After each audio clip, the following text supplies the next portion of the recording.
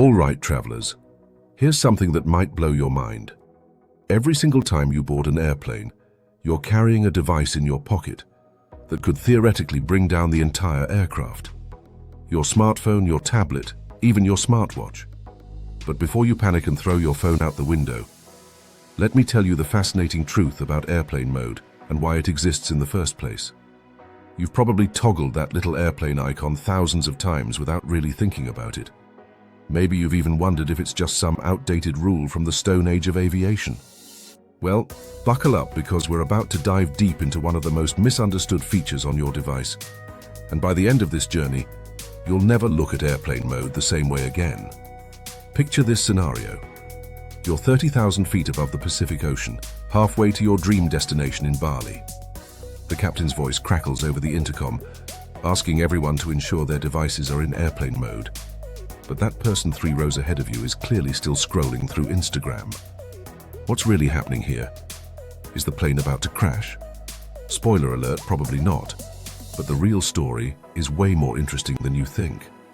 Let's start with the obvious question that everyone has but rarely gets a straight answer to. What exactly does airplane mode do? When you activate that setting, you're essentially turning your device into a digital hermit. It cuts off all wireless communications including cellular data, Wi-Fi and Bluetooth. Your phone basically becomes a very expensive paperweight that can still play downloaded music and games. But here's where things get really interesting.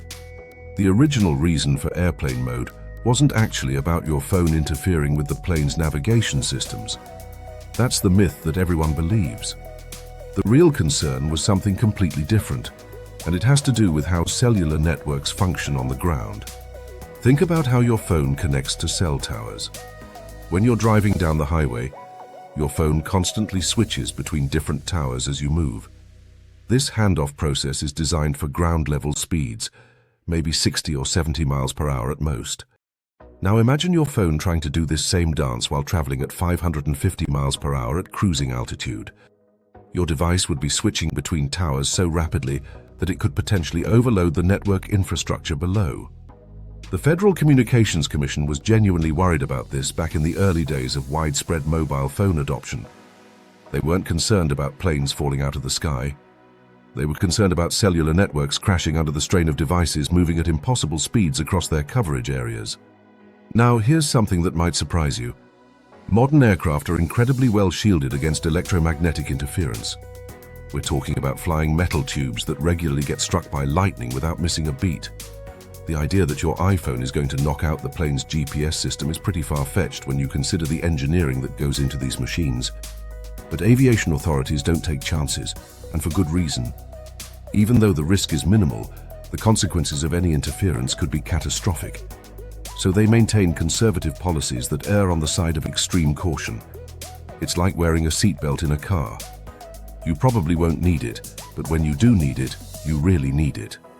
The interesting thing is that airplane mode has evolved far beyond its original purpose. Airlines have figured out ways to make money from it. Ever notice how many flights now offer Wi-Fi services? They're essentially running their own internet bubble 30,000 feet in the air. You can put your device in airplane mode and then manually reconnect to the plane's Wi-Fi network. This gives the airline control over your internet experience while still maintaining the safety protocols they need to follow. Some airlines have gotten incredibly creative with this technology. They're offering streaming services, shopping platforms, and even real-time flight tracking through their onboard systems. Your airplane mode-enabled device becomes a portal to a curated digital experience designed specifically for that flight. It's like having a private internet just for the people on your plane. But let's talk about the practical side of airplane mode that goes beyond aviation safety. This feature has become a secret weapon for travelers who want to maximize their device's battery life. When your phone isn't constantly searching for cellular signals or pushing notifications, it can last significantly longer. For those long international flights to places like New Zealand or Iceland, this can be a game changer. There's also the psychological benefit that many people don't consider. Airplane mode forces you into a kind of digital detox. You can still access your downloaded content, but you're cut off from the constant stream of social media updates, work emails, and news alerts that normally demand your attention. Many travelers report feeling more relaxed and present when they embrace this temporary disconnection. Here's a pro tip that experienced travelers swear by. Download your entertainment content before you board. Movies, podcasts, music, even offline maps of your destination. Your phone in airplane mode becomes like a perfectly curated entertainment system that doesn't depend on spotty airplane Wi-Fi. Plus, you're not paying those ridiculous fees that airlines charge for internet access. The rules around airplane mode have been relaxing gradually over the years. Most airlines now allow you to use your devices in airplane mode during all phases of flight, including takeoff and landing. Some even permit Bluetooth connections for wireless headphones. The aviation industry is slowly catching up with our digital reality while maintaining their commitment to safety. Different countries have different regulations, which can be confusing for international travelers.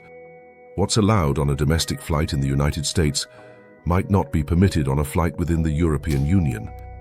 The key is to pay attention to the specific instructions given by your flight crew rather than assuming all airlines have the same policies.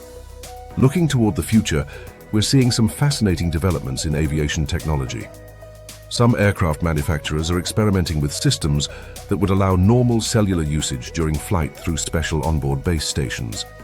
These systems would communicate with satellites rather than ground-based towers, potentially eliminating the network overload concerns that created the need for airplane mode in the first place. But until that technology becomes widespread, airplane mode remains an essential part of air travel. It's a small inconvenience that serves multiple purposes, from network protection to battery conservation to forced digital wellness. The next time you're settling into your seat for a flight to somewhere amazing like the Northern Lights in Norway or the beaches of Thailand, think of airplane mode as more than just a regulatory requirement. It's your opportunity to disconnect from the chaos of constant connectivity and prepare mentally for the adventure ahead. Whether you're flying across the country or across the ocean to discover those magical destinations that make travel so incredible, airplane mode is your gateway to a more mindful journey. Embrace it, use it wisely, and let it remind you that sometimes the best part of traveling isn't staying connected to where you've been, but being present for where you're going. If you found this deep dive into airplane mode as fascinating as I did, make sure to like this video and subscribe for more insights about air travel and amazing destinations around the world. Trust me, we've got some incredible content coming up about the most magical places you can fly to next.